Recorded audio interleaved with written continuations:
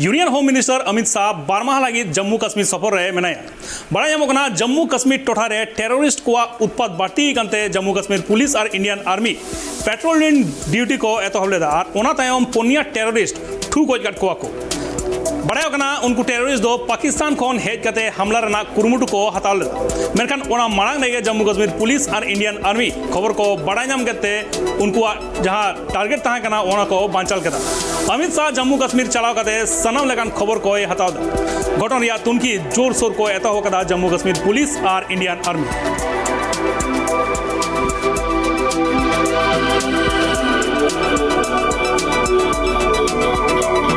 have taken their roots are in local area. They are supporting the local people. They have sleeper cells who are supporting them.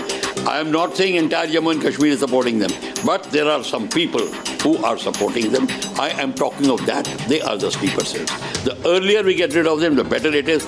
And now POK area from where they are coming, that area must be struck either in a strike, whether you carry out a surgical strike again, and surgical strike should not be once in 10 years or something like that. You can have every third month or second month, you continue have your surgical strikes.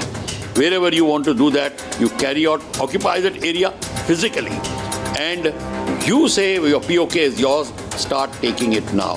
Because the world opinion is yours, you have got the capability, you have the political will, and you have the nation support, you have better take advantage. Establishment, on the other hand, Pakistan's internal condition is so bad.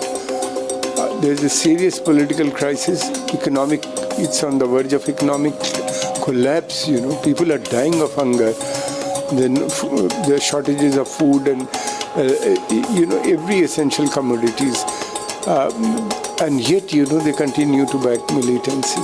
That is surprising. Instead of trying to solve their own problem, they are trying to create problem in Jammu and Kashmir. And they have been doing it for decades and have not been able to achieve.